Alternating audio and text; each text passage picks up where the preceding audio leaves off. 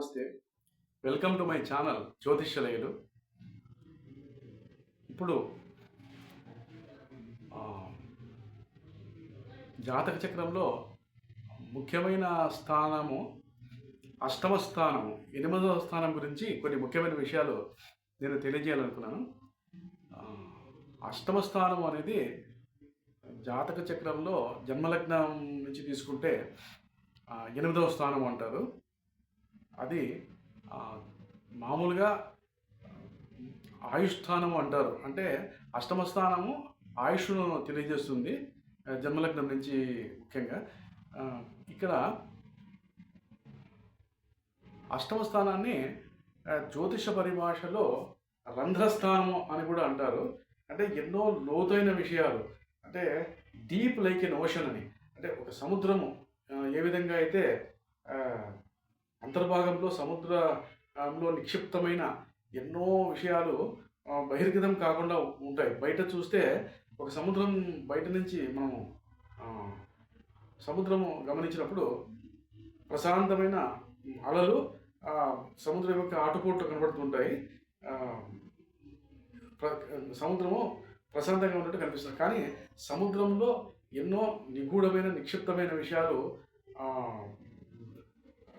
దాచి ఉంచబడి ఉంటాయి. ఆ విషయము ఎక్స్పెడిషన్ అంటారు.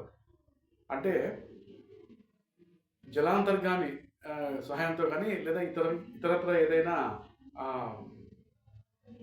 కొన్ని దానికి సంబంధించిన సముద్ర పరిశోధన చేసే వారికి దీనికి సంబంధించిన ఏదైనా డివైజెస్, అంటే ఎక్విప్మెంట్ అంటారు.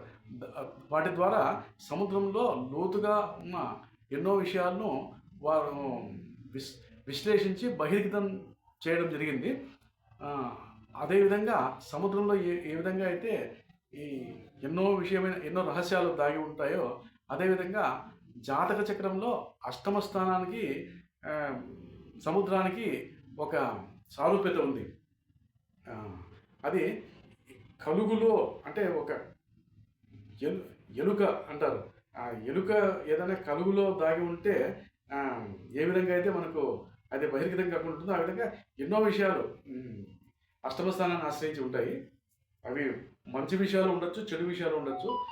దానికి సంబంధించిన ఇప్పుడు అంతరిక్షంలో బ్లాక్ హోల్ అంటారు. బ్లాక్ హోల్ అంటే కృష్ణబిలము అని పేరు దానికి. అంటే దానికి సంబంధించిన వివరాలు రీసెర్చ్ చేసి కనుక్కోవాలని, దానికి సంబంధించిన ఎన్నో విషయాలు పరిశోధించి ఎన్నో విషయాలను బహిర్గతం చేయాలని చాలామంది శాస్త్రవేత్తలు ప్రయత్నించారు ఈ కృష్ణబిలం గురించి.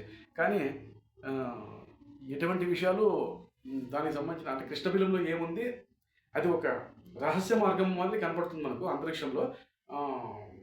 అంటే స్పేస్ అంటారు, అంటే శూన్యము. అక్కడ కృష్ణబిలము అని అది ఎంత దూరము ప్రయాణించినప్పుడు దాని అంతు చిక్కదు. అంటే ఏదైనా ఎవరైనా దానికి సంబంధించిన లోతైన విషయాలు తెలుసుకోవాలని వెళ్ళినా కూడా ఏది తెలుసుకోలేకుండానే అంతర్ధానం, అంటే మాయం కావడం జరుగుతుంది. సో అది ఆ విధంగా కృష్ణబిలము ఎలానో 2-3 విషయాలతో మనం పోల్చొచ్చు ఈ జాతక చక్రంలో అష్టమ స్థానము. ఆ విధంగా రంధ్రస్థానం అంటారు అష్టమ స్థానాన్ని. సో ఇక్కడ ఉన్న గ్రహాన్ని బట్టి అష్టమాధిపతి జాతక చక్రంలో జన్మలగ్నం నుంచి అష్టమాధిపతి ఏ రాశిలో స్థితి పొంది ఉన్నాడో, ఏ గ్రహాలతో కలిసి ఉన్నాడో దాన్ని బట్టి ఈ అష్టమ స్థానం, దాంతోపాటు అష్టమాధిపతి భావాధిపతి అష్టమ భావ కారకుడు. అంటే అష్టమభావ కారకుడు శనీశ్వరుడు. మామూలుగా ఆయుష్ స్థానం అంటారు. ఆయుష్ కారకుడు శనీశ్వరుడు. సో అష్టమాధిపతి 8వ స్థానం ఏదైతే అవుతుందో జన్మలగ్నం నుంచి, ఆ స్థానాధిపతి సంబంధించిన విషయాలు, అంటే ఇక్కడ స్థితి పొంది ఉన్నాడు, ఏ గ్రహంతో కలిసి ఉన్నాడు అనే విషయము, ప్లస్ దాంతోపాటు అష్టమ స్థానంలో ఏవైనా శుభగ్రహాలు స్థితి పొంది ఉన్నాయా లేక పాపగ్రహాలు ఉన్నాయా, దానికి సంబంధించిన విషయాలు. దాంతోపాటు భావకారకుడు, అంటే అష్టమ భావకారకుడు శనీశ్వరుడు, ఆయుష్స్థానం అంటారు. ఈ విధంగా అష్టమ భావం సంబంధించిన ఫలితాలు 3 ఫ్యాక్టర్స్, అంటే 3 విషయాల మీద ఆధారపడి ఉంటాయి. అష్టమాధిపతి అష్టమ భావంలో స్థితి ఉన్న గ్రహము, భావకారకుడు శనీశ్వరుడు. ఈ విధంగా ఇప్పుడు ఉదాహరణకు అష్టమ భావంలో ఏదైనా పాపగ్రహము స్థితి పొంది ఉంటే, అష్టమాధిపతి బలంగా ఏదైనా శుభగ్రహాలతో చేరి ఉంటే జాతక చక్రంలో, జన్మజాతకంలో అష్టమ భావాధిపతి ఉచ్చస్థితిలో కానీ, స్వక్షేత్రంలో కానీ, అంటే అష్టమాధిపతి అష్టంలోనే ఉండడం కానీ, లేదా అష్టమాధిపతి ఏదైనా మిత్రగ్రహాలతో కలిసి మంచి స్థితి కలిగి ఉంటే, అష్టమ భావంలో ఏదైనా శుభగ్రహం స్థితి పొంది ఉంటే, యోగకారక గ్రహము, అప్పుడు శనీశ్వరుడు కూడా ఆ వ్యక్తిగత జాతకంలో మంచి బలమైన రాశుల్లో ఉచ్చస్థితిలో కానీ, స్వక్షేత్రంలో కానీ, అంటే తులారాశి ఉచ్చస్థితి అవుతుంది శనీశ్వరుడికి. తులారాశిలో కానీ, వృషభ రాశిలో కానీ, కన్యా మిథున రాశుల్లో కానీ, మకర కుంభ రాశుల్లో కానీ శని స్థితి పొంది ఉన్నప్పుడు శని బలంగా ఉన్నట్టు మనం గమనించవచ్చు. అంటే శని చాలా బలంగా ఉంటాడు ఈ రాశుల్లో. ఆ విధంగా ఉంటూ అష్టమ స్థానంలో కూడా ఏదైనా యోగకారక గ్రహం ఉండి అష్టమాధిపతి బలమైన రాశిలో ఉంటే దీర్ఘాయుష్ ఉంది అని చెప్పవచ్చు. ముఖ్యంగా ఆయుష్ సంబంధించిన విషయం.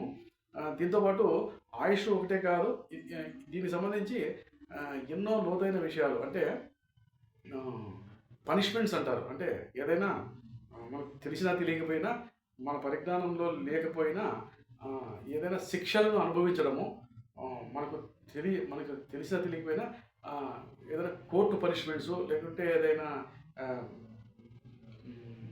పోలీస్ కేసులు కానీ, లేకుంటే ఏదైనా అంటే పాపగ్రహాల స్థితి పొంది ఉంటే అష్టమ భావంలో ఏదైనా రాహువు అంగారకుడు కానీ, ఏదైనా శనిశ్చరుడు శత్రుక్షేత్రంలో అష్టమ భావం శత్రుక్షేత్రమై అక్కడ స్థితి పొంది ఉంటే ఏదైనా ఇబ్బందులు, కష్ట నష్టాలు, పాపగ్రహ ఫలితాలు, పాపకర్మ ఫలితాలు అంటారు. ఆ విధంగా గతజన్మ కృతం పాపం, వ్యాధి రూపేణ పీడితం, రుణ రూపేణ పీడితం, ఈ విధంగా వివిధ రకాలుగా ఉంటాయి. ఈ విధంగా మనం అష్టమ భావంలో ఏదైనా పాపగ్రహం ఉన్నప్పుడు అష్టమ స్థానానికి సంబంధించిన విషయాలు అంటే సడన్గా అన్ఎక్స్పెక్టెడ్ అంటారు, ఆకస్మికంగా ఏదైనా ప్రమాదాలు జరగడము ఆ గ్రహాన్ని బట్టి ఉంటుంది.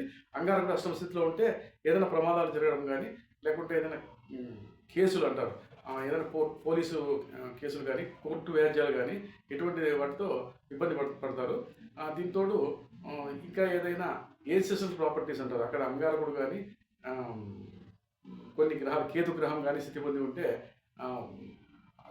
అష్టమాధిపతి బాగా మంచి స్థితి కలిగి ఉంటే, అష్టమాధిపతి శుభగ్రహాలతో చేరి ఉంటే ఏదైనా అనువంశిక ఆస్తులు అంటారు, అంటే వారికి తెలియకుండానే వారి పూర్వీకులు ఏదైనా ఆస్తిపాస్తులు వారి పేరున రాయించి బిల్లు కానీ ఏదైనా ఏ విధంగా అయినా దానికి సంబంధించిన వివరాలు పొందుపరిచి ఉంటారు. అది వీళ్ళకి తెలియకపోవచ్చు.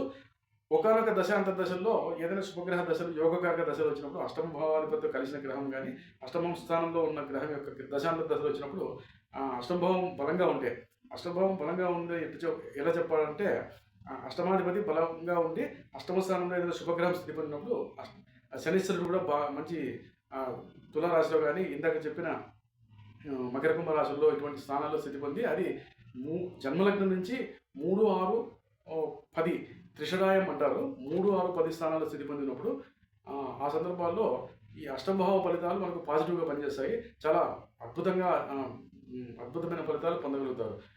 ఆస్తిపాస్తులే అని కాదు, చాలా భోగభాగ్యాలు, పేరు ప్రఖ్యాతులు, సడన్గా అనుకోకుండా ఏదైనా పదవి అలంకరించడము, వారు అప్రయత్నపూర్వకంగా, అంటే వారే ప్రయత్నపూర్వకంగా దానికి సంబంధించిన ఏదైనా పొందాలనుకోరు, కానీ అన్ఎక్స్పెక్టెడ్గా వారిని వరించడం జరుగుతుంది.